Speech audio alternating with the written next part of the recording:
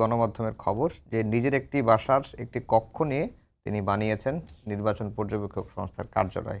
সংস্থাটির নাম হচ্ছে people's association for social advance পাশা। এটা তাদের গানের মধ্যেও আছে ওই যে পাশা খেলা এগুলো। এবং সেই সংস্থাটি 10,000 নির্বাচন পর্যবেক্ষক দিয়ে নির্বাচন পর্যবেক্ষণ করবেন।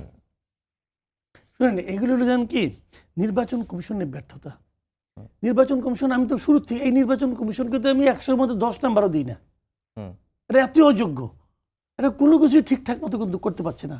এই যে পোস্টাল ভোট দিয়ে তারা যা করছে এটা ভাবা যায় না, মানে আনার এই মতো কাজ করতেছে তারা।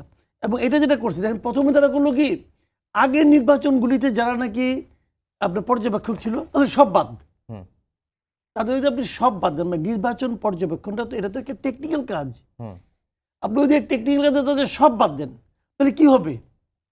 তো ওই লোকগুলি হয়তো অন্য কোনো নামে আসছে এখন, ওখানে অনেক বাটপার ছিল, এখানেও কিছু বাটপার এসে যুক্ত হয়েছে, এবং তারা কোনো ধরনের খোঁজ খবর না নেন, তারা সংখ্যা বাড়ানোর চেষ্টা করছে যে আমি কত সংখ্যক পর্যবেক্ষক আনতে পারি।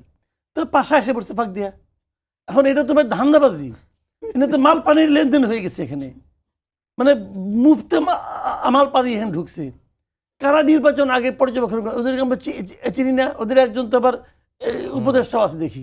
তো এরা কি নির্বাচন পর্যবেক্ষণ তখন করছে, এখন তো আপনি সব বাদ দিচ্ছেন।